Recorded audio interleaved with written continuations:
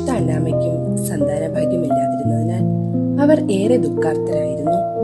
എന്നാൽ അവരുടെ പ്രാർത്ഥനകളിലും ഉപവാസങ്ങളിലും സംപ്രീതനായി ദൈവം അവരെ അനുഗ്രഹിച്ചു. അവർക്ക് ഒരു പുത്രി ജനിച്ചു. മേരി എന്ന നാമധേയം നൽകി. മേരി എന്ന നാമത്തിന്റെ അർത്ഥം നാഥ, രാജ്ഞി, സമുദ്രതാരം എന്നെല്ലാമാണ്. യേശു എന്ന തിരുനാമം കഴിഞ്ഞാൽ ഇത്ര മധുരമായ വേറൊരു നാമമില്ല.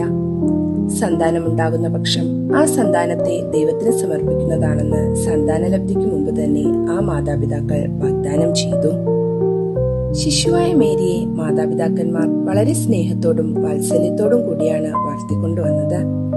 മേരിയുടെ നാമത്തിൽ ഭൂസ്വർഗം ആനന്ദിച്ചു. ശൈശവത്തിൽ തന്നെ ദൈവസ്നേഹം കൊണ്ട് നിറഞ്ഞവളായിരുന്നു മേരി. അവളുടെ അസ്തിത്വം മുഴുവനും ദൈവത്തിനു വേണ്ടിയായിരുന്നു. പിൽക്കാലത്ത് യഹൂദ ബാലികമാരിൽ പലരും യൗവനപ്രായമാകുന്നതുവരെ ദേവാലയത്തിൽ വസിച്ചിരുന്നു. അവരുടെ ശിക്ഷണത്തിനായി ദേവാലയത്തിൽ വേണ്ട ക്രമീകരണങ്ങൾ ചെയ്തിരുന്നു. പക്വമതികളായ ചില വനിതകൾ അതിനായി നിയുക്തരായിട്ടുണ്ടാകും. ബാല്യകാലത്തിൽ മാതാപിതാക്കന്മാരിൽ നിന്നുള്ള അകൽച്ച മൂലമുണ്ടാകുന്ന ദുഃഖം ശിശുവായ മേരിക്ക് പ്രതിബന്ധമായില്ല. യഹൂദാചാര പ്രകാരമുള്ള പ്രാർത്ഥനകളിലും മതകർമ്മങ്ങളിലും അവൾ പ്രത്യേകം ഇഷ്ടം പ്രദർശിപ്പിച്ചു.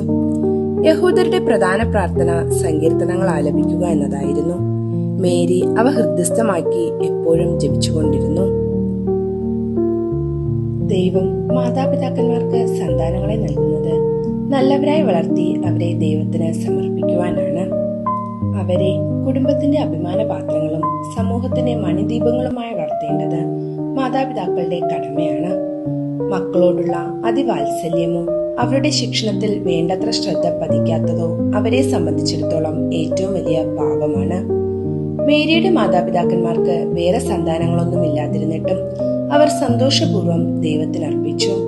വിശുദ്ധ കൊച്ചുത്രേസ്യയും ദേവദാസി സിസ്റ്റർ അൽഫോൺസയുടെയും മാതാപിതാക്കൾ ബാല്യത്തിൽ തന്നെ മരിച്ചതു നിമിത്തം ദൈവജനനിയെ തങ്ങളുടെ അമ്മയായി സ്വീകരിച്ചതായി അവരുടെ ചരിത്രത്തിൽ രേഖപ്പെടുത്തിയിട്ടുണ്ട്. ബെൽജിയത്തിലുള്ള ഒരു ഗ്രാമമാണ് ബെവറങ്. 1932 പരിശുദ്ധ കന്യക അവിടെ പ്രത്യക്ഷപ്പെട്ടുകൊണ്ട് പറഞ്ഞു, ഞാൻ പാപികളെ മാനസാന്തരപ്പെടുത്തും. ആ സ്ഥലം ഇന്ന് ഒരു മരിയൻ ഭക്തി കേന്ദ്രമായി വളർന്നു കഴിഞ്ഞു. അനേകം പേർ അവിടം സന്ദർശിച്ച് മാനസാന്തരപ്പെട്ടിട്ടുണ്ട്. അതിലേറ്റവും പ്രാധാന്യം അർഹിക്കുന്നത് റെഡ് ഫ്ലാഗ് എന്ന കമ്മ്യൂണിസ്റ്റ് പത്രത്തിന്റെ പത്രാധിപരുടേതാണ്. 2ാം ലോകമഹായുദ്ധകാലത്ത് അയാളെ നാസികൾ തടവിലാക്കി. ജീവൻ അപകടത്തിലായി. അയാൾ ഉടനെ തന്നെ പരിശുദ്ധ കന്യകയെ സ്മരിച്ചു.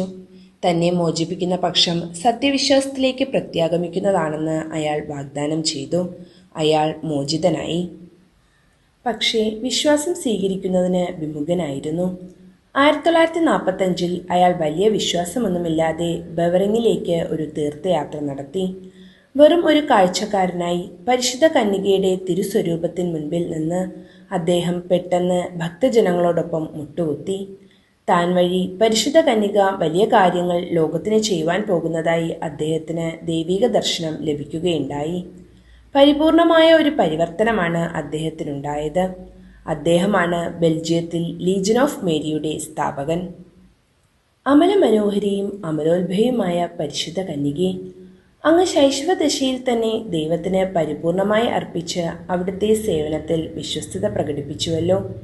ദിവ്യനാഥേ, ഞങ്ങളും ദൈവസ്നേഹത്തിലും അങ്ങയോടുള്ള സ്നേഹത്തിലും വിശ്വസ്തരായിരിക്കുവാനുള്ള അനുഗ്രഹം നൽകി അരുളണമേ. അങ്ങ് ലോകപരിത്രാതാവിനെ പ്രതീക്ഷിച്ചുകൊണ്ട് ദൈവത്തോട് പ്രാർത്ഥിച്ച് അങ്ങിലും ലോകത്തിലും ദൈവസുതന് വാസസ്ഥലം സജ്ജമാക്കി.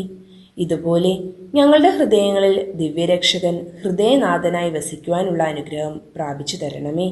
ആമേൻ.